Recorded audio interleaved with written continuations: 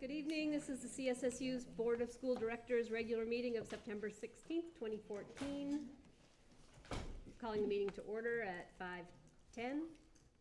Adjustments to the agenda. We're removing 4.1. The SBA Executive Director Steve Dale's coming next month. And I'm also adding we're going to slide it in between 7.2 and 7.3, so it'll be a new 7.3, which is we do need to approve the board committees that were in your packets. Are there any other changes, adjustments? Anybody want anything off the consent agenda? Yes, you should add, and I know that Sandy did this on the web, it's ratify the 2014 to 17 Collective bargaining agreement. Collective bargaining agreement. So that will be at the... So it's there for action, but you will go into executive session. You'll table it right then, go into executive session and come back out of executive session and vote on it. And you'll be voting on your assumptions as well. So those two things will be actions outside of executive session. So, I guess I should have noticed that. So we're voting as a CSSU. And as a local. And as a local. Both. We have employees also. Thank you. Okay. Audience and communications? Hearing none, we'll go to 4.2, the budget process and plan for 2016. Me? Mr. Mason. I could do it if you want, but... I know you could. Several people at this table probably could. These are new budget assumptions. Hot off the press? This is just a Hot off the discussion. press. This is Rev 5, September 15th. They change daily. But the title of the topic is Budget Process and Plan for 2016. So I'll outline the plan of attack is in your packets as a calendar for the next 5 months. The process is unchanged from prior years, except you will be doing a consolidated special ed process, so you'll have a special ed discussion. At CSSU, you will not have special ed discussions at the 5 participating schools as you have in the past. In addition, we've creatively moved capital budgeting off of some of your agendas where it sat before, and have asked that your boards do a capital budgeting process in the October timeframe with your facilities director to outline things that you should be considering investing in, either directly through the operating budget or through the generosity of your voting public. With those two things off of the local agendas, we took the liberty of taking a meeting out of your sequence locally and adding it into CSSU. And we're trying that on for size this year as well. So you'll have one less meeting in the local and one more meeting principally to focus on special ed and the newness of pulling all of that together and approving it at the SU level. So those are the big changes I think of as I reflect on how you might have done it last year versus how you're marching through it this year. And I'll answer any questions you might have on the process, our future together, or budget assumptions, or anything else remotely associated with the topic. What is different about the one you just handed out and the one that was in our packet? Oh, I highlighted the following answers, but my copier didn't come across with the yellow as brilliant as mine. So I'll tell you what's changed. Yeah. Naturally, the salary items have changed. 1A, 1C, and 1D. Okay. You did some work with your union in the not too distant past that necessitated those changes. Go all the way down to item 12, audit fees. I deleted the words to be awarded. You as a board awarded your contract for audit services, so we are including that per contract. Item 13, CSD only. I added the following wording. Contract expense will be paid out of CSSU and assessed to Charlotte in compliance with statute. You are required by law to consolidate transportation at the SU level this next year, so we've affected that with it. The checks are paid out of CSSU and dollar for dollar assessed back to Charlotte. I've added item 15, the third bullet. Occupational therapy, physical therapy, and psychological services will no longer be a purchased service. They will now be part of the consolidated special ed services. No need to break them out if we're consolidating special ed at the SU level. And item 18, ELP tuition. A previous issue would have had that being raised from $2,612 to $3,500. We've got better information more recently that 3,000 is likely the number they will land on when they finish. So the tuition payments to participating families will go up from $2,612 to $3,000 in this next budget year. So those are the changes. I'm willing to answer any other questions. Eric, you have a question? Yeah, I guess, I'm just curious, again, there's a problem with being the new guy, but everything's sort of a round number, right? 5 to 10%. But it seemed like we had a little bit of a carryover from last year, a positive balance. Are we budgeting to leave us room for a positive balance? Do we ever take the prior years and apply it, or how does? Principally, the round numbers are based on the fact that this sheet estimates expenditures for 15-16, when the only actual number we have is 13-14. So the estimates are 2 years out. But most of these estimates, where it's appropriate, we go back to last year's actual, to your point, that we had favorable performance in a number of years, or a number of areas. We're using last year's actuals when we can to build on the escalation for the next 2 years. So anything you got when you finished, say, in utilities or those areas, we're using an actual number rather than building on budgeted numbers as a school district in the not too distant north of us might do. Shouldn't have said that. I was gonna say, this is necessary. It's okay. I had one kind of process question and one calendar question. One is that I noticed that the decision packets for the SU board happen December 3rd, which is after several of the local boards have met. If there was any way we could see the preliminary SU decision packets earlier, so that we kind of get all the decision packets, that would be great. Okay. Yeah, we can do that. The other one is around special ed. When I look at numbers, I'd like to see them in context, and since this is the first year, we're gonna have a whole, it's just gonna be a number. I'm not gonna have any way to kind of judge, is it bigger than last year? Is it bigger than it should be? I don't really know. Give some thought to how you can put a special ed number in context for us, I think would be helpful. Okay, well, the three of us will work on that. Yeah. I know at CVU, we would look at how the K-8's, per pupil spending went and why it would be different, but now it's all gonna be one big thing, or year to year, like I said, so that would be really helpful to me. And kind of on the same topic is,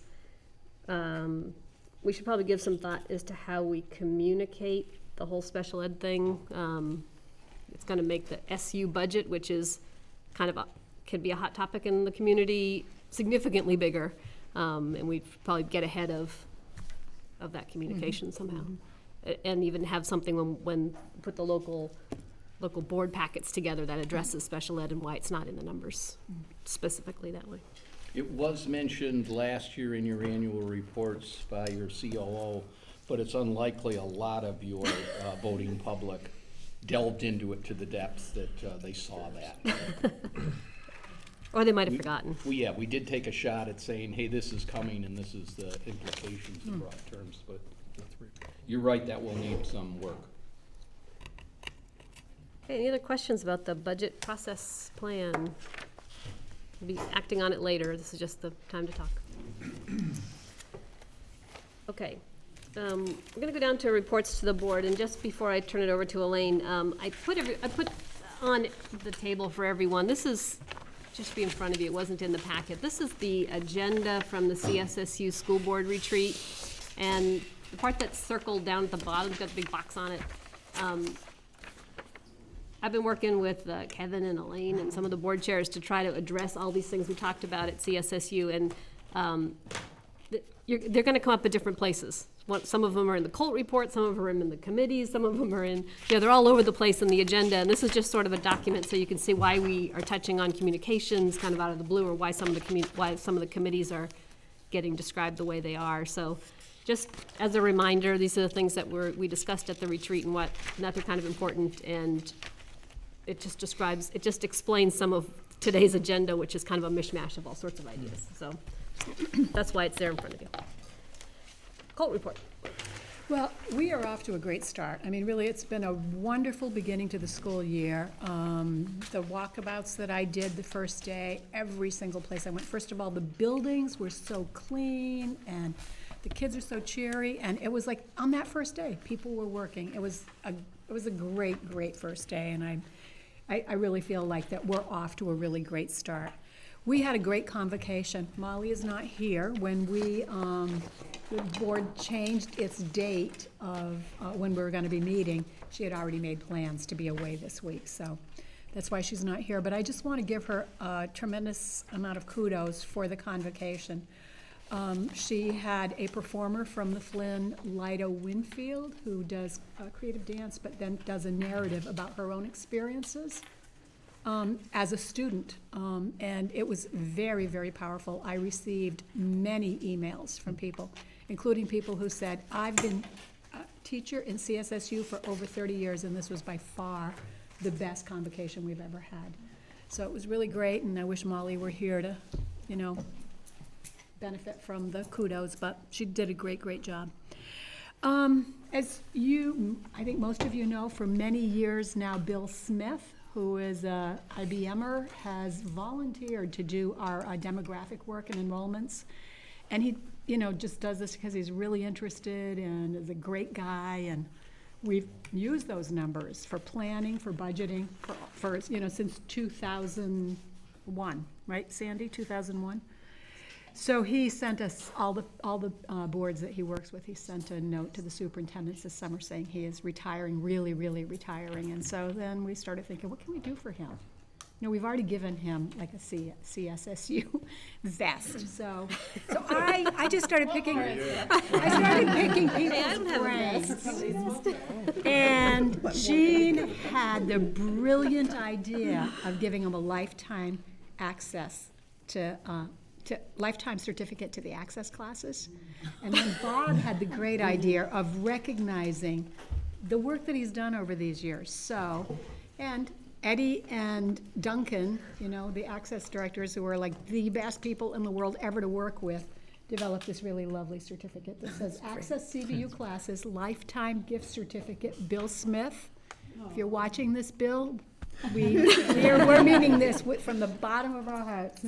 With great appreciation for 13 years of dedicated service projecting CSSU enrollments, the boards of the Chittenden South Supervisory Union bestow this gift certificate to you. You have helped us keep track of and plan for over 55,000 students over this time span, and we are truly grateful. Now, obviously, this is duplicated counts. If you were doing unduplicated counts, it was going to be 9,000. But I think 55 Much is bigger than more, well, it's more the reality. Every year count it's everybody. 4,000, right? You're getting everybody. So anyway, so I'll be sending this to him on your behalf. Jeanne will I sign had it. no idea he did this as a volunteer. I didn't know either, Yes. yeah. Amazing, really. So, Incredibly you. accurate. and incredibly accurate, yes. Yeah. So now we will pay for this service. I'll buy it. Next year's rate. ELL, our ELL population is up across the SU by 5.9%. And the English language learners, that's ELL, that is 3.1% of our total population. So we have 37 new ELL students this year that, it runs the whole gamut, from kids who do not speak a word of English to students who, have some proficiency. And 41 total languages. That's 41 total languages. So our world is becoming very diverse. DMC, that's the District Management Council. You probably, I hope you read the report that I had there. So they didn't get fined 10 superintendents who were, or boards who were willing to do the project. But they believe so much in the project, and they believe if they could, you know, work with a couple, 3 boards, that other boards would then say, oh, this is really worthwhile, that they're offering basically the same services. I mean, what they've changed is the timeline, and instead of 2 years of crunching the numbers, they do that once. And then the other thing was that instead of having individual retreats with each of the supervisory unions, well, the 3 that are interested will be doing that together. So I'm recommending that the board, that we go forward with that. I know that Megan, when she's reviewed it, thinks that just the information we're gonna get around special ed is going to be so helpful. And remember, special ed, because there is such a big component, can pay for part of this. It's still $50,000 over 2 years. Our action was dependent on a couple of. And I And the followed up on $50,000, that. yeah. Yeah, so the other action that it was dependent on was my gaining assurance that there's nothing that stays at the end that then you're on the hook for. So for example, they say, you can save a lot of money, but you need to buy our package of blah, blah, blah. There isn't any of that. We're gonna get the full report. It really will be our decisions. Here are the recommendations, and they've said again, as I've talked to them a couple times this summer, we're gonna be giving you recommendations. It's up to you to decide, do you wanna make this change? We're gonna give you the recommendation that's going to say, for less money and for as or better effectiveness, you could do this. And they guarantee that they will do that in at least a couple areas. They guarantee Is it a that you'll money recoup your back money. guarantee? Yes, it is. So, that's DMC. And were you going to also check with a couple of other, That was the checking on, is there anything that's left at the end? oh, I thought there was also checking in with other people who have used them, other districts? Yes, I did do that with Connecticut. And in fact, the Connecticut superintendent that was there at the time now works for DMC. So that's kind of an interesting, right? Simsbury, that's the one we were looking at. I'm sure you have heard this fast-breaking news, but you might be interested in the impact that it might have on us, and that is that the Center for Deaf and Hard of Hearing, or otherwise known as the Austin School, has closed its doors. And so that's in the news this week a lot, because all of a sudden people are saying, whoa, wait a minute, what are we gonna do? So Megan, maybe you could just say a little bit about the impact? You may have heard this in the news, but it closed with about a week's lead time, meaning found out on Monday that services would end effective Friday. So pretty short time frame. So what we are in the process of doing, we have a number of services that are much more immediate. Direct service can't really have a gap, and so we are looking, this is why it's important for you to know, we are looking at individual contracts to continue that service, and in one case for CVU, looking at hiring folks on staff, and that's in interpreter services. Everything else we're in the process of analyzing as an SU, what our needs are. Those are services that are consultative and they're more spread out, so we have some breathing room for that, and so we're in the process of analyzing what our needs are. We're also waiting a little while because there is, or our understanding is that there's the potential for another entity picking up the Vermont Center and housing their consultative services. The Agency of Education is also seeking information from school districts about how much we use them.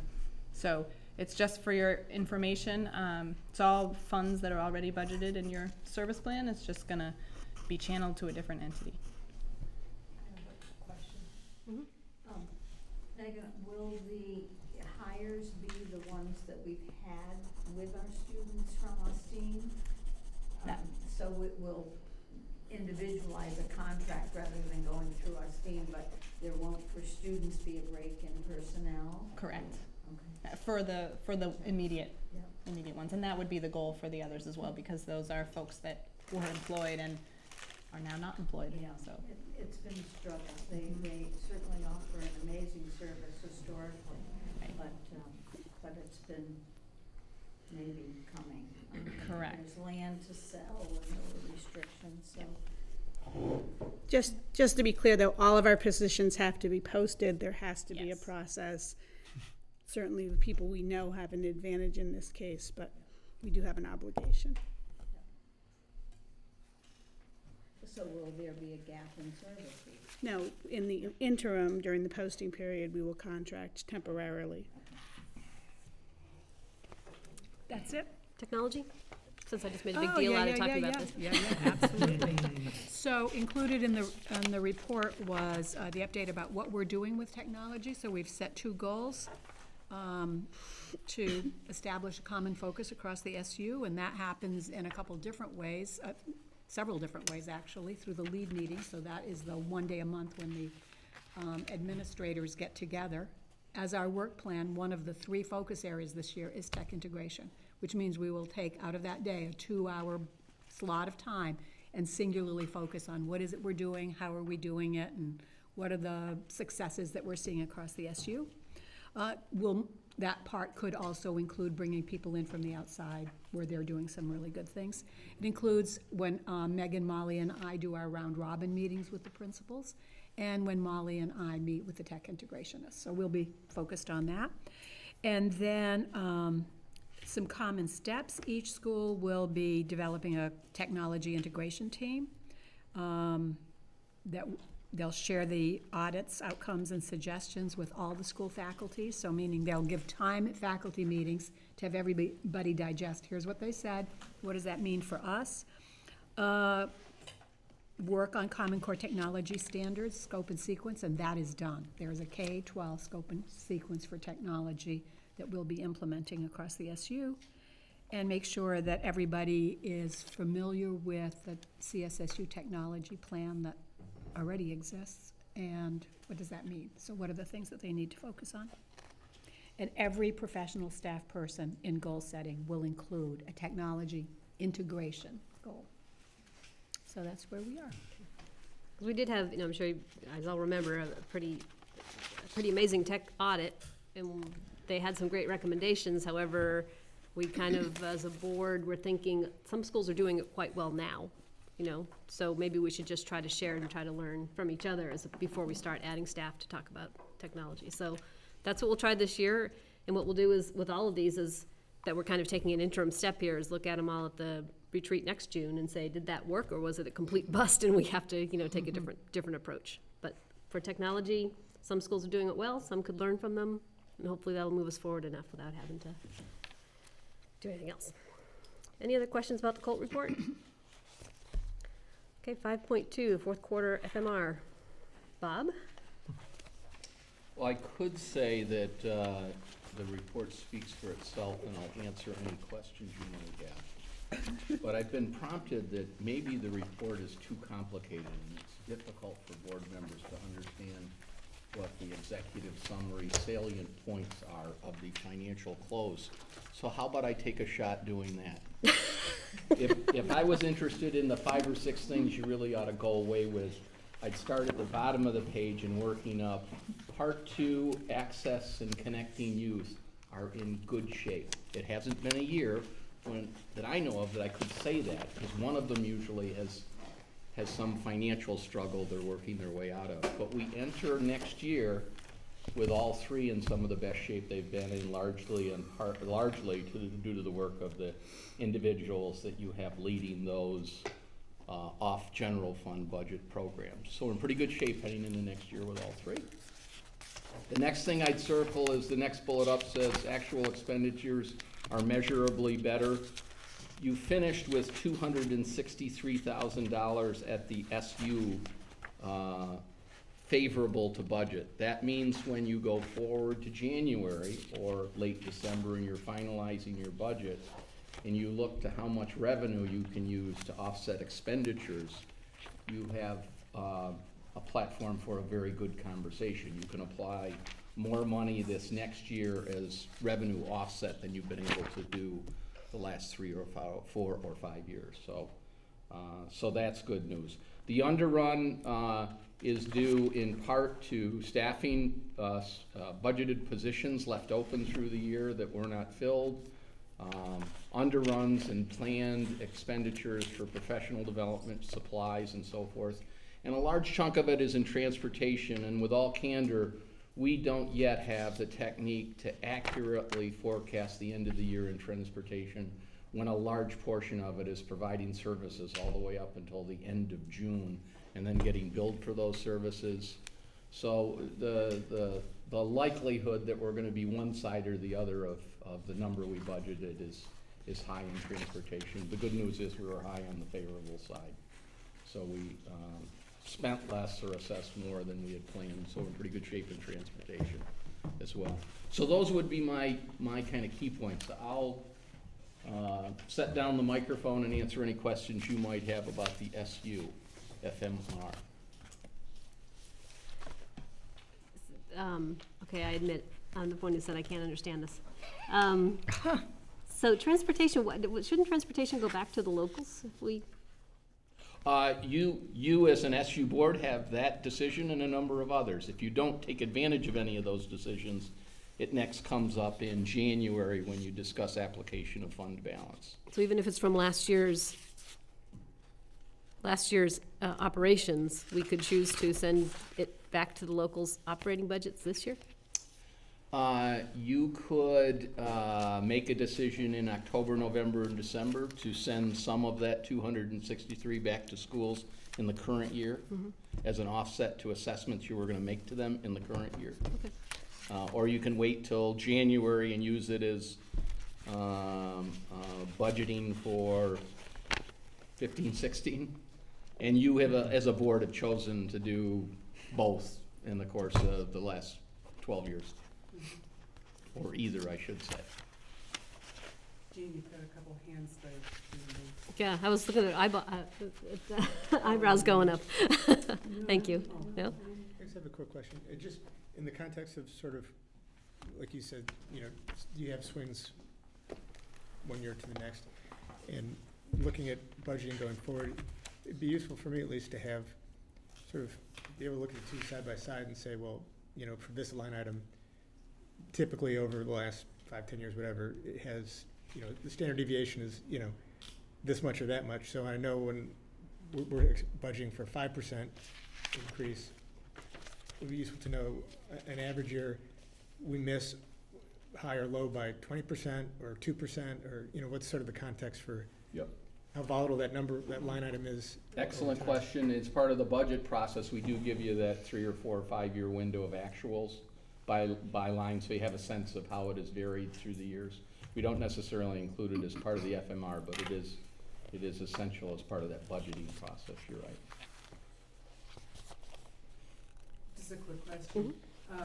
Because CSSU doesn't own property, we've been able to keep our fund balance within maybe a more modest range than the local school districts. Does that change with Act 153 and in any way? And just, you don't Not need to answer that necessarily. now. The reason you don't necessarily accumulate a large fund balance at the SU is because you have the ability to assess costs quickly to all your member districts. So if you run into trouble, you just go get money. The local schools can't do that as easily. So they have a little different risk tolerance. So they run a fund balance to cover issues that may or may not occur in a given year. Colleen, you raise a good question that is the SU gets larger and larger in the magnitude of costs it manages. Does that warrant a conversation on risk? Level. And maybe it does. Well, particularly since it's special ed, which is one of our most dynamic. Yeah, and I don't think we need to answer it now. Yeah, I think that's it's just That's a food good for question. thought. Okay, anything else on the FMR? Like the longest FMR conversation we've had in a long time. No, and, you know, congratulations on making it come out in that direction. Especially like on Waiting those, for a like you little said, tight on those bust. 3, that are usually troublesome. Okay, we're on 6.0, 6.1, board communications. This is another retreat topic. I just wanted a little discussion because this is gonna come up all the local boards. So we had a discussion at the retreat around whether or not we were doing a good job with SU communications, and whether or not we needed help in that regard. what I took away from the discussion is that we all think we could do a better job, however, no one was really jumping on board to dedicate significant financial resources towards doing that. So again, this is gonna be one of those interim step things, and what I proposed to the board chairs is that we're gonna try a collaborative approach for communications this year. So we're not coordinating, I'm not gonna tell anybody what to do. I do think that local communications really is one of those things that is local. I can't decide that what works in Williston works in Charlotte. And so it really is local, and we lean on the local boards to do that. However, we have so many things in common that what I'm hoping is that by collaborating on our communications plans, we could maybe get some efficiencies and some effectiveness out of this. So what I've asked each of the local board chairs to do is to discuss communication plans at their local boards tonight, find a volunteer who is willing to come to hopefully one and only one meeting to discuss those plans and just see where we have overlap, exchange some ideas, try to have a plan that works for all the different boards, so that we don't have 4 different board members all trying to write a piece on technology, right? Perhaps one board can write a piece on technology, share it with the other boards who can tweak it to fit their situation. This is a board chair's issue, though. It's not a CSSU board issue. It's not a board committee. Yeah. It's just an intent that I asked the board chairs to do this and do this as a collaborative effort. So the goal is to, leverage each other's ideas and efforts, try to avoid duplication of effort, and, another issue is that central office is getting asked to do some work. We don't want them to be bombarded, so perhaps we can align those kind of requests for effort, and hopefully end up with an efficient and effective communication process. So will this committee just be looking at publication of articles in the paper, or will it be looking at other communications issues like social media or?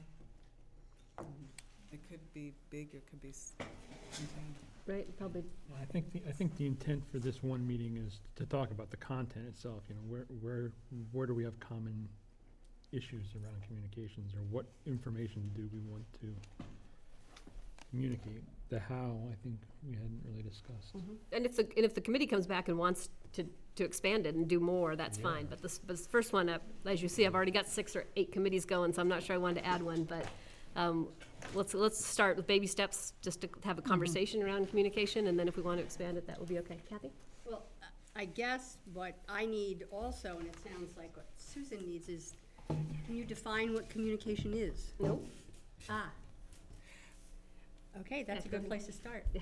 Well, and I also think that there's a question of where the authority lines with a committee. And I'd like to flesh that out a little bit, and perhaps that's something that happens at the first committee meeting.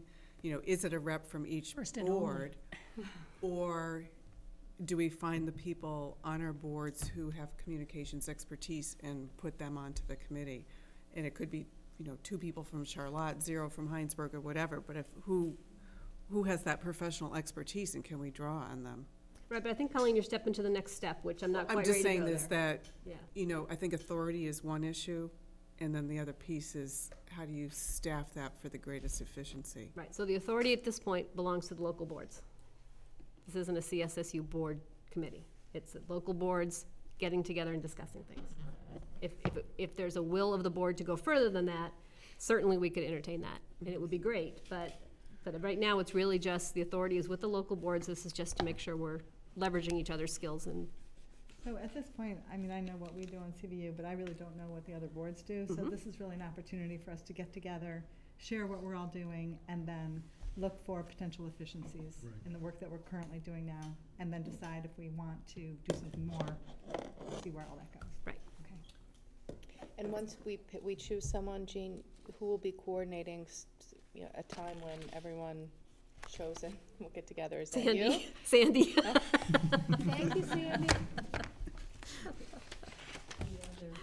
The other little piece, but big impact is our local papers, our community papers, and what they will or won't Mhm. accept in their timeframe. You know, when somebody is a monthly, somebody is a weekly, it impacts a lot, and I think that changes the dynamics of what we offer to run in those papers. So just for the group, Yeah. to keep that in mind.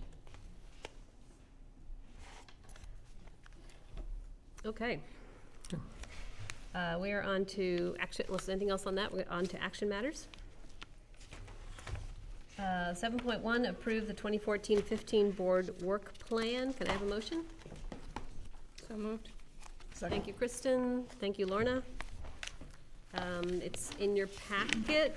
As you can see, some of the things like technology from the retreat are on there. This is the year that we, in our 3-year cycle, are discussing student support services. So, are there any questions around that? Okay, ready to vote? All in favor of approving the board work plan, say aye. Aye. Any opposed? Any abstain? The ayes have it. Okay, 7.2, I'm going to explain what we're going to do here so that it's clear. So I'm going to ask for a motion to approve the budget assumptions and budget calendar. I'm going to ask for a second, and then I'm going to ask my trusty sidekick to make a motion to postpone the vote. We can discuss, but I think we've kind of already discussed this. We can, actually, let me slow down. So we're going to have those, we're going to have a motion, we're going to have a second. We're going to discuss anything else that you want to discuss, with the exception of the ones that we need to go into executive session for. Then instead of voting, I'm going to ask Kevin to have a motion to postpone until after the executive session, and then we'll move on. So after the executive session, when we come out of executive session, we'll vote on the motion, okay? That's how it's done. And you will be Wanna doing just pull the- exactly, You this- just, can I just say, you'll be doing exactly the same thing at the local level. If there's a need to discuss items 1, 2, 3, you'll do that in executive session and then come out of executive session And vote. and take your vote. So we have the discussion in executive session, right? I'm just going through Robert's rules and, you know, I looked at postponing. Yep. Not tabling, that's what you're looking for. no, I just, Yeah. never, it's not important. Okay, so can I have a motion to approve the budget assumptions and budget calendar? So moved. Second. Well, thank you, Joan, thank you, Kathy, how's that? Is there any discussion that we can, on the other issues here that we did not already cover? Or on the calendar? Okay, Okay, I move to postpone the motion until after the executive session. I need a second. Second. Thank you, Kristen. All in favor of the motion to postpone? Aye. Any opposed? All right, the ayes have it, so we'll postpone until after. We're gonna do the same thing on the ratify one, by the way, just so you're expecting it, now that Kevin's really good at it. All right, now this is where I slipped in the new one, which is to, can I have a motion to approve the 6 board committees as charged in the documentation? So moved. Thank you, Kevin. The second, Lorna? All right. This is gonna take a couple minutes, but. All right, so we're gonna talk about, I'm gonna just talk you through these relatively quickly. Some of them are our old friends and won't need a lot of time, some will. We're just talking about the committees right now. I'm happy to entertain any friendly amendments if you want to change it, especially the 2 new ones. This was just my draft of what they would look like. Or if there's a really controversial, we'll just pull it and rethink them, okay? But this is my attempt, after talking to a lot of people, of how we can move forward on some of the things we discussed at the retreat. Then we'll vote to approve them. Some of these are standing committees, and we probably don't technically have to approve them, but we might as well just start fresh and get them all on here.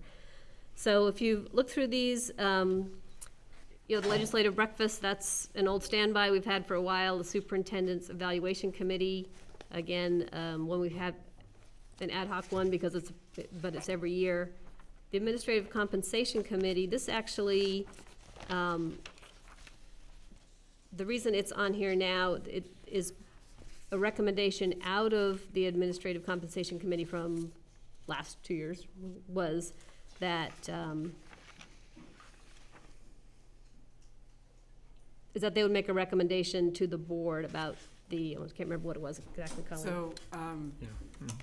because the Administrative Comp Committee was very interested in not having administrative compensation tied to teacher contracts, we wanted to have a separate process where we could put into our, into our budgeting cycle, the assumptions, a ballpark for what the administrative comp increases would be for the next year as a pool throughout the SU. So it's a separate decision for our board. So this often comes up when we get to that part, and so if you're interested in the pool of money that goes into executive compensation, you may be interested in this being part of that discussion. But this committee will meet in whatever time it takes to develop a recommendation between now and the budget. And the only other thing on here is that, the other recommendation is that, if you remember, there was a salary report that we had done as part of the work, and the idea was that every 3 years you'd look and decide if you need to have that report refreshed, to pay for a new salary survey. So that would be a decision that this committee would also have to come up with for us.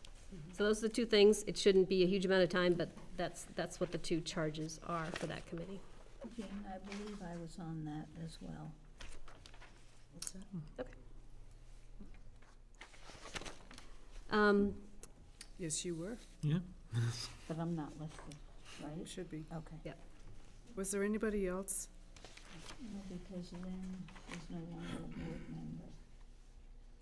I think that was all of us, and Eric was new on it.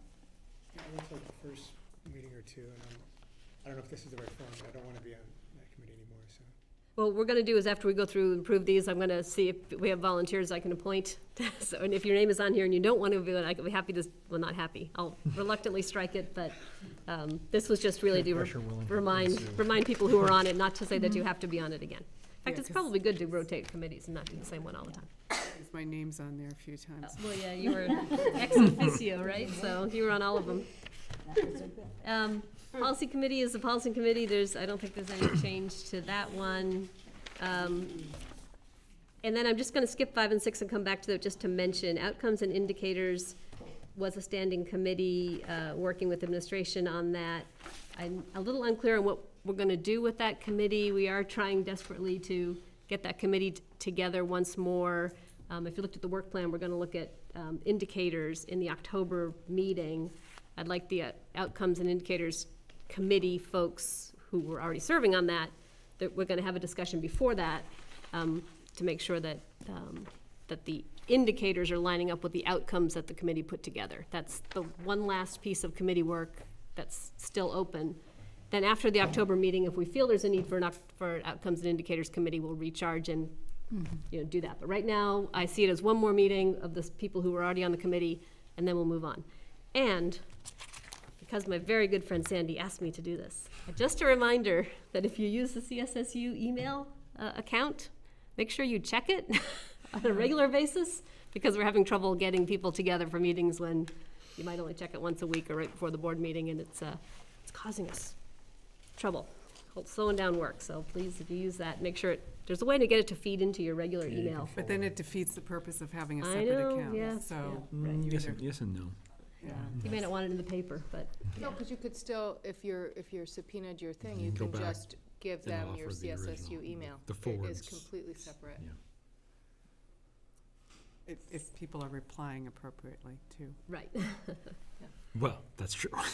So outcomes and indicators we're not approving that one today, but we're gonna come back to that, and also the VSBA resolutions, we'll wait until after the regional meeting to decide if there's an action that this board needs to take, on that. So those two are not, you can see I said six boards, so looping back up again, there's 2 new committees on here, and as I said, I'm more than happy to take friendly amendments if you wanna change anything on here.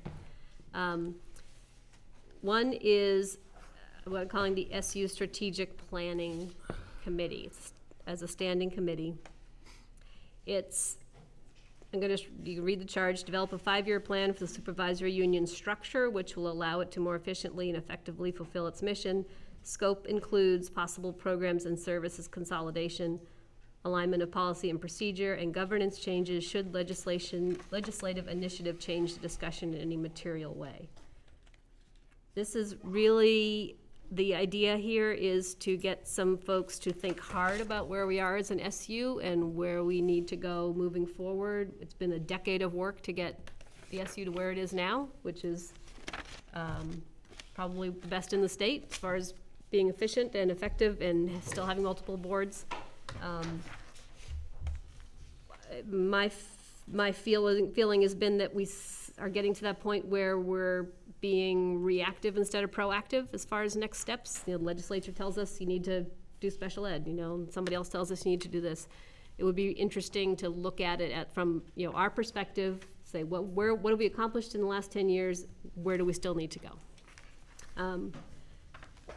Another thing, just to mention it, is the food service consolidation discussion would be something that would fit under this committee. The food service team, if the food service committee really came out and said we see some good strategic things that could come out of consolidation, but nothing urgent enough to, make a firm recommendation. Well, maybe if you're talking about a strategic longer-term plan, that would be something that would become more clear. That's just an example. So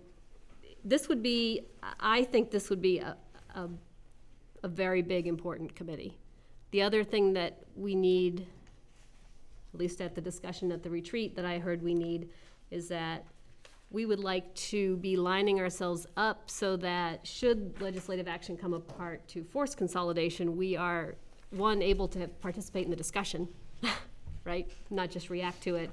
And two, be ready to efficiently execute whatever we are told to do, should that come to that point. And that's why the leadership documents were. That's why the leadership documents were in there. There was some discussion at the retreat about the whole governance discussion, about whether or not it should be reopened. If you read through all that, you can see that at least twice now in the last 5 or 6 years, we've done a lot of work on governance. And at this point, we have not, chosen to go to the community and ask to be consolidated. There's a lot of pros and cons on both sides. We're making good headway kind of the way we're doing it now, but I didn't feel a lot of energy around reopening the whole governance red discussion. But should there be changes at the legislative issue, that may change. We may be reopening the conversation. Right. Yeah. So it would be good to have a committee of people who really care about the SU and what it looks like and how it can help kids and get that group together. So that's the intent of that one. The other one, Leadership 135. The name is more clever than accurate. It's perfect. Thank you. These guys tried to talk me out of it, but I liked it too much. So the charge is with the superintendent, develop a plan which addresses succession planning for leadership positions within the SU for the near, unanticipated, or very near term, medium, which is 2 to 3 years, or strategic time horizons. Scope includes central office, senior staff, and principals. But Elaine's here Forever. forever. Yes. Yeah. So Well, we don't have to worry about it. It'll be a very short, easy committee. Realistically, the short term probably will be, I would assume we would delegate it to the superintendent to figure out what she would do, to have a plan if something were to happen in the very near term. But the committee would ask the superintendent to do that.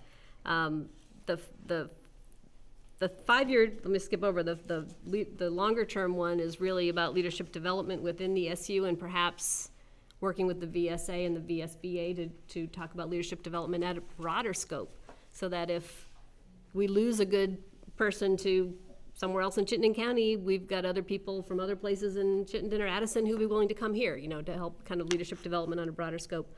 The really interesting one is going to be the interim, and I'm going to throw it out here right now so you know that there's going to be some real heft to this discussion. If we're talking about a 2 or 3 year plan, and we have senior administrators who are willing to share that they are interested in being done with their position in 2 or 3 years. This discussion really needs to wrap around, do we develop internally, knowing the person and developing that work internally, as opposed to deciding we're doing a national search. So and it's a big discussion. It's a big discussion to have. You know, you could say I'm going to only be board chair for the next 2 years. And Kevin, we're going to develop Kevin to be board chair because I'm willing to say I'm only going to do it for 2 years. And he's willing to say, and we decide that he's the perfect candidate to step in. You know, we do that and we start cross-training and working, and it's an open discussion about this is the person who's stepping into that role. You can't do that and then when I resign say, okay, we're having a national search, right? It's a big discussion to have. It's not an easy decision. So those are the kind of things that discussions we need to start having around succession planning. Joe, you have a question? Let me turn it a little bit before I speak. So I'm not saying that's necessarily the right way to do it, but that's a discussion we need to have because I think realistically we're going to have some turnover in the next few years. Okay? Well, thank you. Thank you for being on top of all this and for coming up with that. Thank you for not ripping it to shreds. Just got on all the committees. She is. She's the board chair, right? So, is there any discussion around around approving these as with their charges?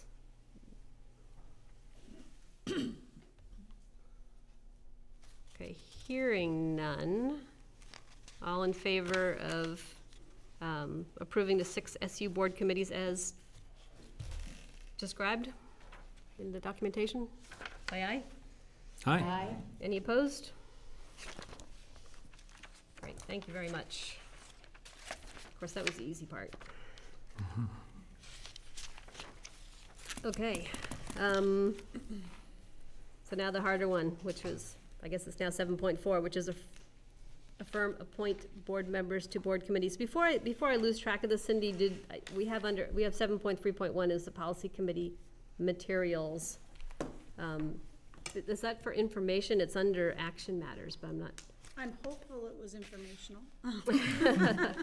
And I have no need to discuss it specifically unless people have questions. It just got indented and assigned. Yeah, I didn't know I don't think we need to approve the policy committee material. Whoever wants to be on the policy committee has to commit to those dates she's put forth on the work plan. That's true. Okay. So, well, let's start with the policy committee. So just to be really transparent, part of the issue with the policy committee is that people volunteer for the committee, don't show up, and if there's not a quorum, we don't hold a meeting, and that's not the way we're gonna operate in the future. So the dates are set. Please look at the dates and volunteer if you can make those dates, and we're going to hold the meeting regardless of whether you all show up or not, because it's important work, and to not hold the meeting only encourages people next time to say, well, you know, not that I'm saying anybody does that, but the fact is, anytime you're holding meetings, if you don't hold the meeting because not enough people showed up, pretty soon you never have enough people. I think that ever was the case, though. I think Last year we was just, a nightmare. We could not find a single date we could get more than 4 people at. So Aside just from want to the be first meeting, clear. which got canceled at the last minute. Yeah, so just want to be clear, we will be holding the meetings. And they're here to be more centrally located, so people can make it. And So, Colleen, were you the ex officio, or was there actually a? She's been your rep for at least, Yeah. since the at least inception. 13 Dawn of years. time. Yeah, I was serving for a while for both Heinsberg and CSSU, but last year was just an anomaly. Are you willing to serve as the SU rep again, or I only have to appoint the SU rep? Everyone else comes from a local board, so. Sure, You are? sure, I'd be happy to do Is there it. anybody else who'd like to have a runoff with Colleen?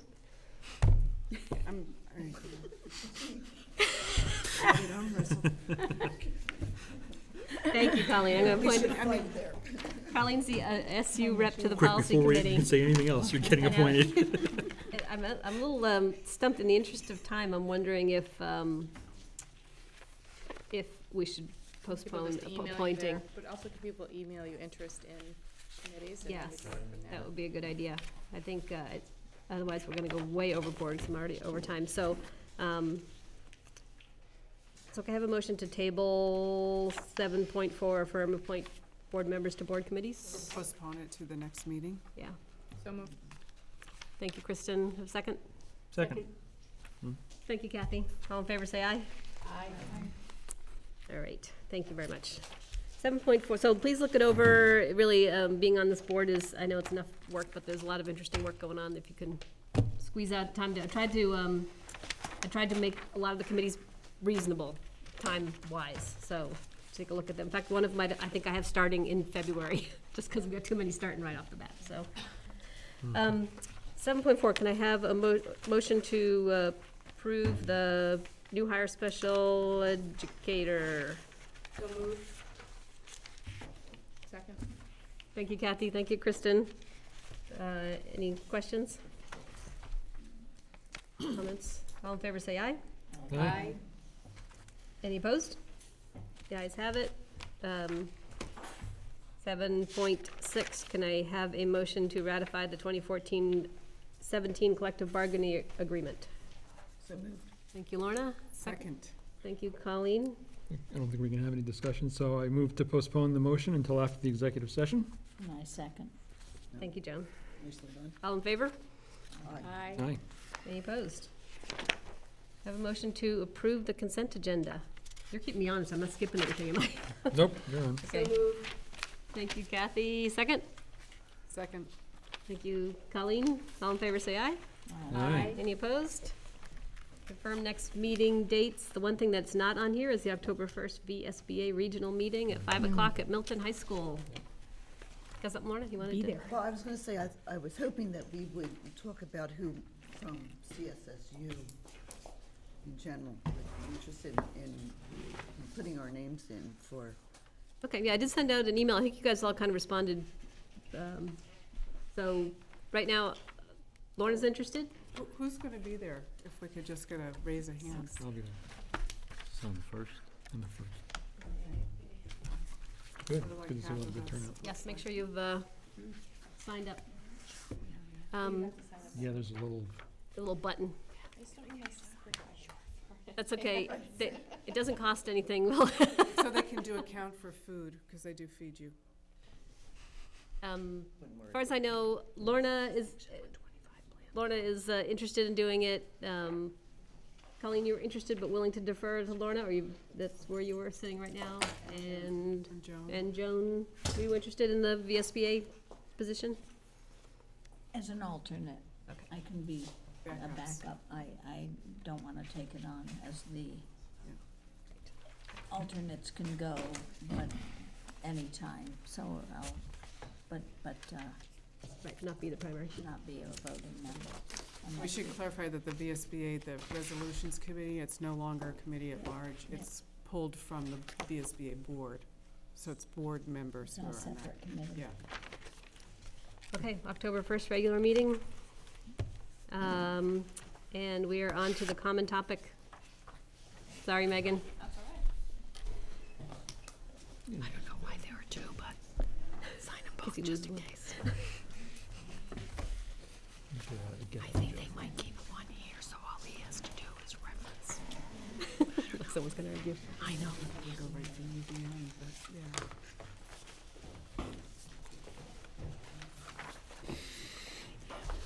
Really was great. Exactly what I was going to do when I retire. Thinking like, I hope people do that for me. I'm going to talk tonight about special education, and so the intent. Hey, Bob. Bob, would you shut the light off? So the CSSU board, as you know, is going to see a lot more related to special education than you have in the past number of years. And we also haven't had an opportunity, at least since I've been here, to really just talk about special education from the perspective of what are we required to do, how do we make decisions, and how do those decisions impact the budget, and where does the board come into those conversations. So that's hopefully what we're gonna do tonight. But before I go any further, is there anything else I should do to make the slides appear? Abracadabra. Very succinct, I like it. Just be glad you're not it's not the technology presentation.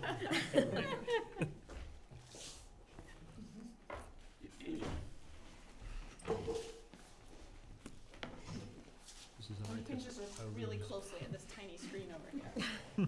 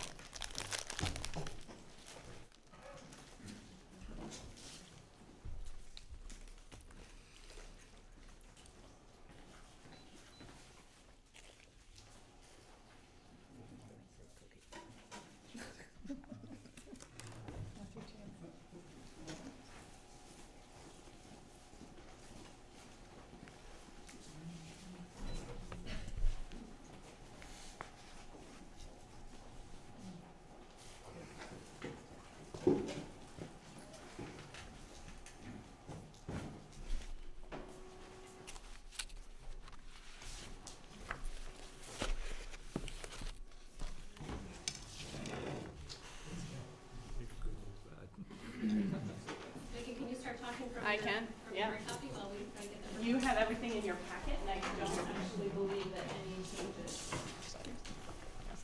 I don't think there are any changes, so. It comes up, start clicking through. Like I said, I'm trying to give you enough information so that you have a sense as to how we make decisions around special ed budgeting. So the first kind of slide in your packet is this one that shows where special education sits in our multi-tiered system of supports. And you've seen this slide before, you've seen the visual, and you've heard me talk a lot before about how special education is just part of how we support all students in Chittenden South.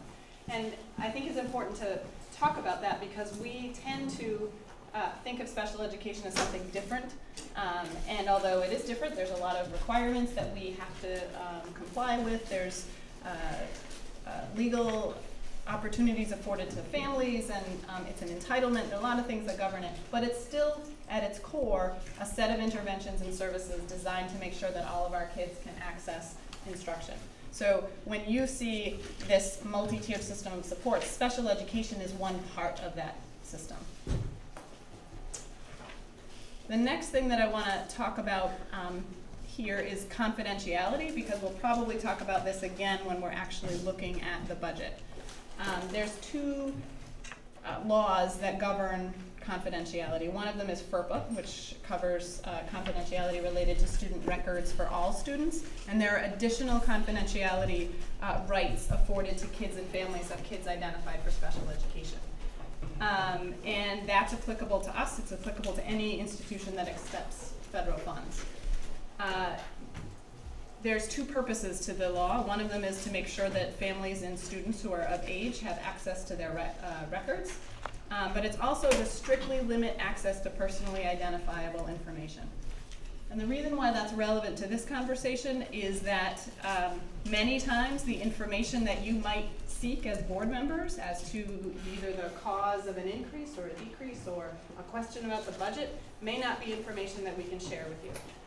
Because by sharing that information, we are disclosing something about a student that could be tied back to that student. So that's identifying personally identifiable information. We have small communities, even though we are a big system. And if we have a conversation about a set of services, we may very well tie a student to that set of services, even though we're not trying to do that. So I put that out there because both locally and as an SU, you might want to say, well, tell me about this increase. What's this all about? And we may or may not be able to answer that to the extent that you would like. Okay. So the next piece of this, there's two slides in your packet that say glossary of terms. So there's about there are millions of terms in special education. These is just 5, and the reason why we picked this 5 is because these are the ones that are most relevant to what services are written, what we're required to do, and how we decide that, and who decides that. So the first term is IDEA, that's the Individuals with Disabilities Education Act. And the most important thing for you to remember about that is that's the law that governs special education. It's federal law. Vermont has a set of rules and regulations that are that support IDEA, and that governs everything that we have to do in special education. And it is only for students eligible for special education services, and I'll talk in a little bit about what does eligibility mean, who is eligible, who is not eligible, what process do we use to get there. The second term is FAPE, or Free Appropriate Public Education. These are all acronyms. Everyone loves acronyms. And the reason I'm defining this term is because this is what we are responsible to provide for all students who have a disability, an identified disability under IDEA. We have to provide them free, appropriate public education. It can't cost the family any money. Appropriate means it allows them access to the curriculum and instruction that they would otherwise enjoy as the same as their peers. It doesn't mean that we have to maximize their education. It's about providing them access to the instruction that they would receive. And it has to address all components of the IEP. So what's an IEP? An IEP is an individualized education program or plan. And it is the document that's required for any student who's eligible for special education. And it governs the set of services that that student is going to receive. And essentially, what's written into a student's IEP is ultimately what drives the special education budget. IEP has to be written every year. Certain required team members that have to be there.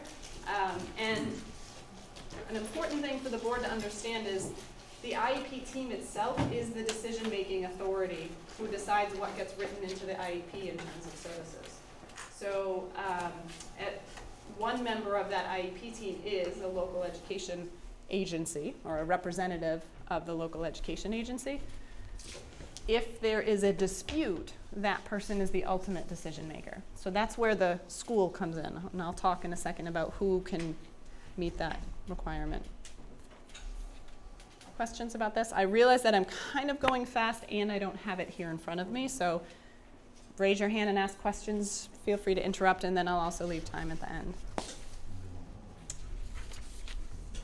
Next term is least restrictive environment, LRE.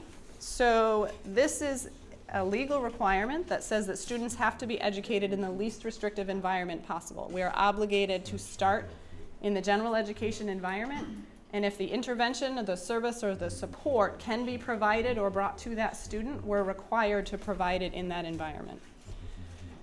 Not only is that required, you've heard me talk in our conversations around interventions and multi-tiered system of supports. There's also a pretty significant body of research that suggests that that's the right thing to do. It's more effective for those students. It ensures they access general education curriculum. And it's important here because it governs placement decisions. And placement decisions, especially if they're outside of our general ed environment, can be costly. And there's a piece in here that I'm just going to read to you, but the removal of children with disabilities from the general education environment shall occur only if the nature or severity of the child's disability is such that education in general classes with the use of supplementary aids and services can't be achieved satisfactorily, which means that you don't take the decision to remove a student from general education lightly. All right. And the last term is local education authority, local education agency, actually. And there must be a representative of that agency. The LEA, in a consolidated system, is different now than what it has been. So the LEA in the past, before consolidation, is your district, a representative from your district. The LEA authority now rests for special education at the SU. That responsibility can be designated to other people as long as they meet 3 criteria. They have to have a knowledge of general education curriculum, a knowledge of special education, goods, services available and specialized instruction. And they have to have the knowledge and understanding of budget and resources and the ability to deploy resources. So that means that the person sitting at that IEP team has to have enough information to be able to know what they're writing into the IEP and know that we have the ability to provide that. Oh, look at that. Thank you very much. Maybe this one. That's okay. I know where we are. Okay. So in the CSSU, we have a special education administrator in every building. Carter Smith is here from Williston. And I'll share the rest of our team. They make up the leadership team in special education along with the principals in the building. So our structure allows us to make sure that we have this designated authority present at the decision making at the local level. And that's a really important connection now that LEA authority is shifted to the supervisory union. Right. So what do we have to do in special education? IDEA requires LEAs to provide FAPE for all students eligible for an IEP in the LRE. Pretty simple. Thanks,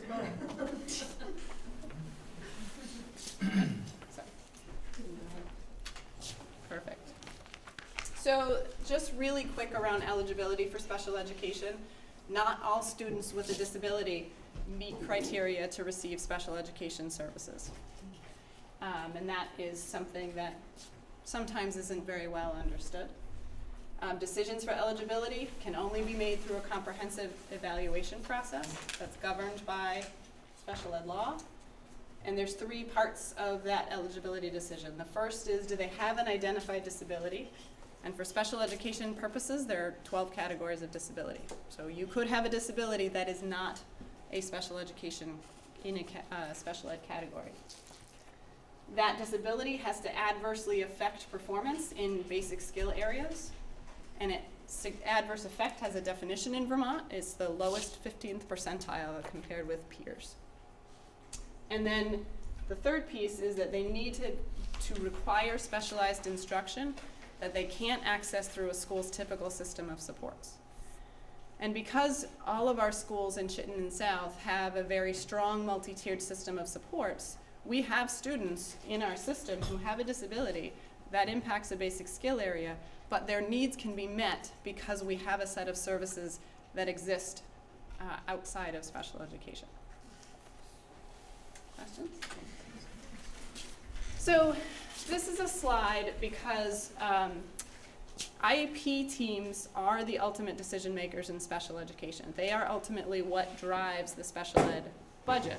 And the board comes into that just by looking at the budget. Now, when we make decisions about IEPs, we have about 500 students eligible for special education in Chittenden South right now. We don't make 500 different types of decisions. We have standards, we have understandings, we have service delivery models, but as much as we might have a model for how we provide services, we also have to make individual decisions. So these are some of the things that IEP teams wrestle with when they're making decisions, and I just think it's helpful for you to understand so you know how does that budget that you're looking at, how's it developed. So we use a lot of data, student performance data, data from outside reports, data that comes from the evaluation process. IEPs are monitored on a regular basis. We're required to do that. Asking ourselves, is what we're doing working? Does it need to be adjusted? What's the set of services that will provide that FAPE? We're not required to maximize. And I talked a little bit about service delivery model versus individualization. Every IEP is an individual decision, yes? Megan, I'm just wondering if you could explain what you mean by not required to maximize education. What does that mean? So when an IEP team is deciding on a set of services for a student with a disability, and we have to decide what is necessary for them to make progress toward their goals and to access instruction. There might be a set of services that would be really great, would be really beneficial, but it doesn't have to be in place in order for them to meet our goals. We're not obligated to provide that service, even though they might benefit from it. If they don't absolutely need it to meet their goals, we're not required to provide it. That makes sense? Can you give an example of what that might be? Sure. So it could be that a student with a reading disability requires a certain amount of specialized instruction. And say the team feels, the professionals on the team say, if that student receives this service for 4 days a week for 30 minutes at a time, they'll meet their goals. If you gave them 5 days a week for an hour, they might get even further. That might be even more beneficial. But they don't need that amount of service to meet their goals. So you're not required to provide that additional amount of service. And how do you establish the goals? Goals are established by looking at the areas that the student is struggling, so those basic skill areas, their current data, where are they right now, and we talk a lot about acceleration, so the team says how much intervention do they need to be able to narrow the gap. The goal is to get kids closer to grade level, so that's how you would, and that's a very academic example. Students also have social emotional goals, they have social cognition goals, they have sometimes personal care, personal living skill goals. There's any number of things that kids might be working on, but that's generally how we decide them. So just to clarify, when you're looking at deciding for an IEP, so the individual student, and let's just talk generally academically first. You're looking to bring that student up to sort of the class average. So is that what I heard before? Like, so they'd have to be operating in the bottom 15%? In order to be eligible for special education services, yes. Okay. So you're asking sort of the proverbial question that many people ask, which is, should we expect kids to function at grade level if they are eligible for an IEP? Because to be eligible for an IEP, you have to be functioning significantly below grade level? Oh, no, actually I'm not. I'm more curious that if a student is functioning, say, at 30% or 40%, but that's still not, but there's still a learning disability there, there's something wrong. Correct. Then they're automatically disqualified from any of the programs that we would offer? No, I think that's another really important point. That means they are not eligible for special education services, but that's why all of our schools have a very strong multi-tiered system of supports. Because although they don't fall into the bottom 15th percentile, we have an array of services and supports because we still don't think it's okay to be functioning in the bottom 30th percentile, for example. We want those kids to be accelerated so they're performing where we want them to be at their grade level. So that's where our Tier 2 instruction, in October at your local presentations, you're going to hear about what are the intervention systems that everyone has. So it doesn't, there was a time when it would mean that there were not services available because special education was a wait to fail model. When you are functioning this low, we'll give you support. And we really don't function that way anymore. It's a good question. Go one more further. So I'm going to talk a little bit about structure, not a lot about structure, because we try to capture all 5 of our systems and explain what each of them do to meet the needs of kids with disabilities would take a lot longer than the time that we have tonight. This is our overall structure. The leadership team for special education is Anna at the high school, Carter, who's here for Williston School District. Connie is not here, but she is in Charlotte. John Straza and Laura Smith are co-lead Shelburne, and Laura is the director in Heinsberg.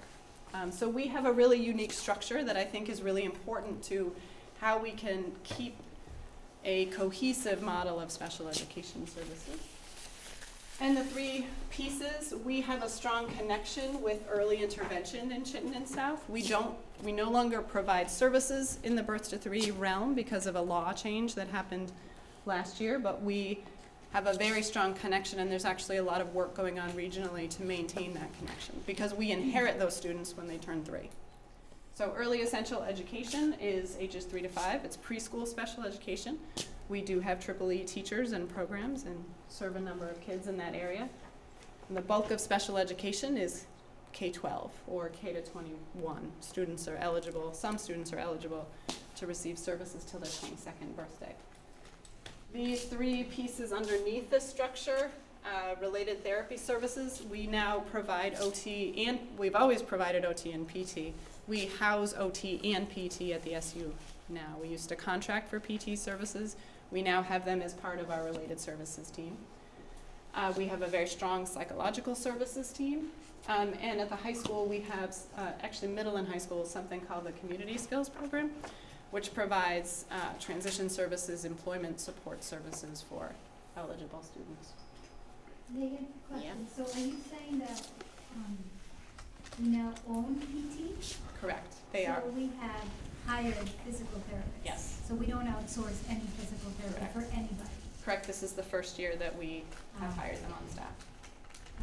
Thank you.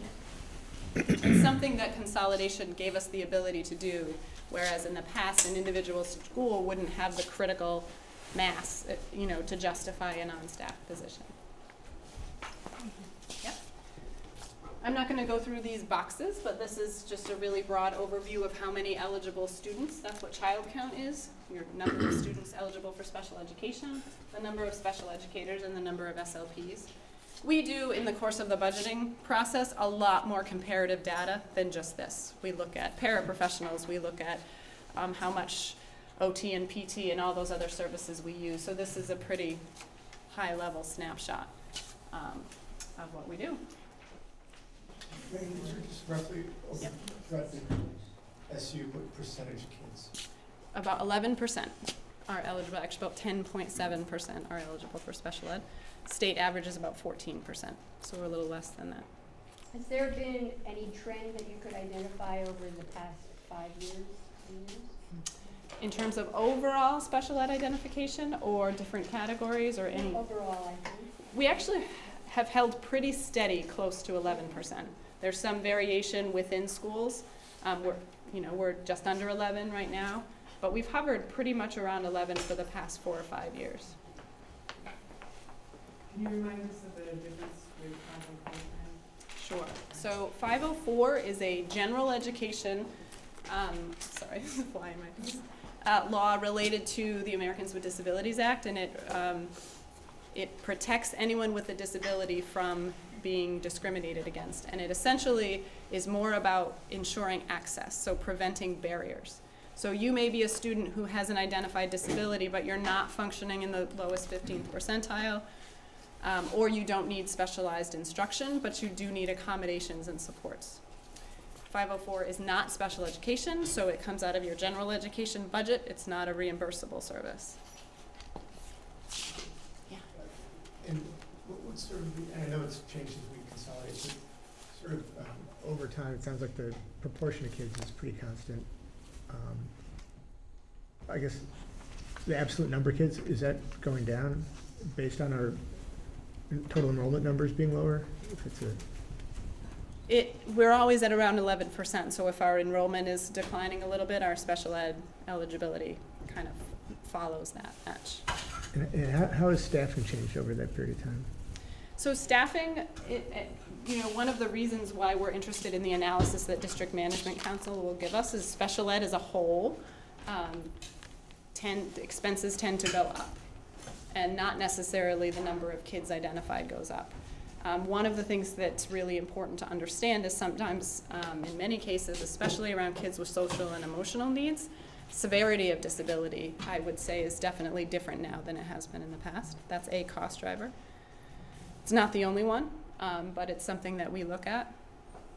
And I would say a direction that we are looking is about how do we make sure that we have the most qualified people working with our staff, and so, or working with our students. So that is about looking at our staffing patterns and how many paraprofessionals do we have compared to professionals and things like that. Megan, I'm sorry. Sorry.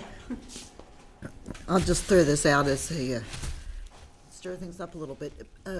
If the cutoff for IEPs is in the lower 15 percentile on some, I guess, some assessment that is given, and we're thinking about the lower 15%, But with the standards movement, our goal is that we're gonna have everybody perform at grade level standards. So the 15% in the bottom then goes much higher because you have so many more kids meeting the standards, or that's our goal, is to have more kids meeting the standard. So it seems like I mean, you know, that's, I don't know, I mean, it just seems like a movable target and cutoff that's. You're saying that once we get everybody meeting the standard, we're still gonna have the You'll have lowest no special ed. percentile. Right, I mean, or the lowest 15 percentile might now be. Really It's high only achieving. one gate, though. Correct. That is only one gate. Right, I realize in saying that Right. there's a It's a not a problem with fixed it. 15%. It's if you have a disability and it's impacting your ability to learn, and you're at the bottom 15%.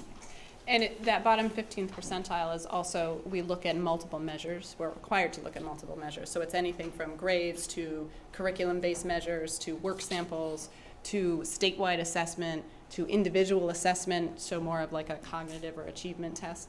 So there's a number of pieces, and it's always going to be comparing to your kind of your sample, whether it's your sample of CVU students or your sample of 9th graders or your sample of 2nd graders. So you're always going to be comparing based on Vermont law. That's sort of how it works. But it isn't just about how close you are to the standard, it's really more about how you compare to your peers. So remind everybody, we have about 5 minutes and then we're gonna have to. Bill, you have Quick question. So you talked about the population remaining about 11%. What's your trend in costs? I'd have to look, I don't have that off the top of my head. Our budget, our special ed budget as a whole typically rises by some percentage points every year. I don't think we've had a collective SU decrease in special ed costs, certainly not since I've been here. Some of our. Do you feel like costs accelerating faster than the general budget? I think about 20%. Sometimes. The thing with special education is it fluctuates more significantly than anything else. But again, that's why we are looking at things. It's a national trend that special education costs go up even though our students don't. And it's something that we aren't ignoring because it's something to work on. And is that driven primarily by the severity of disability, or are there other things driving that cost? There are probably lots of things driving those costs. Some of it's severity of disability, some of it is service delivery model changes, some of it is the research around how we meet needs is different, any number of things. So we're gonna have a budget discussion around special ed, so why don't we stick to non-budget issues for the last 4 minutes? Actually, hold here for a second. So just a couple more, just pieces of information again.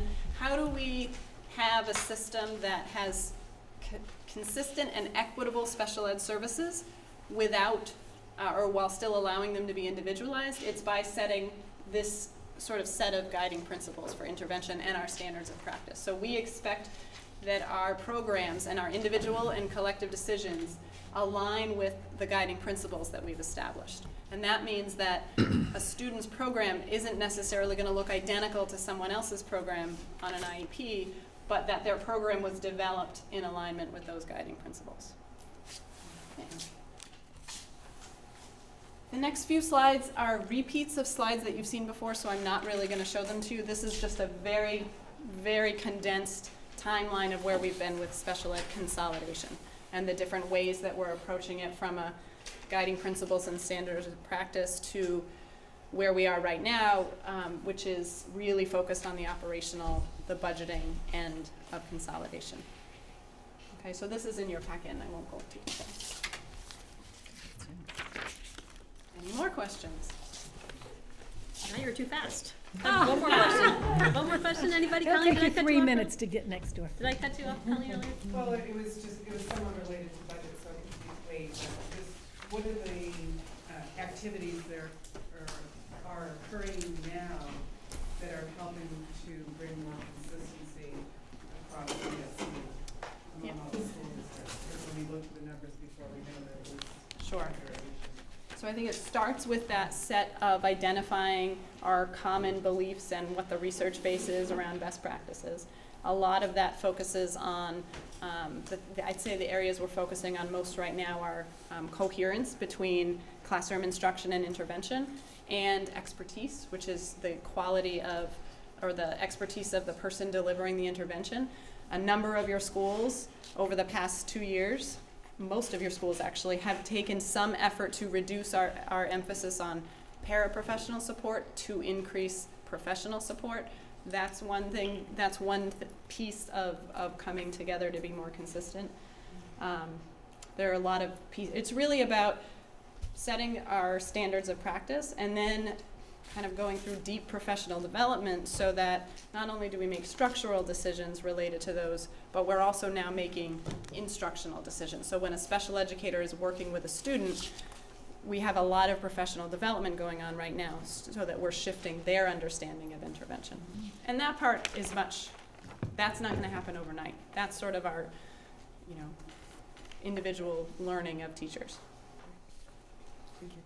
All right, sorry for the technology bit. Thank you very much, Megan. Yeah, thanks. So I think with that, I need a motion to go into executive session for negotiations and, I guess for negotiations. And basic assumptions. Basic budget assumptions? Yeah. Budget assumptions. So moved. Thank you, Lorna. Thank you, Joan.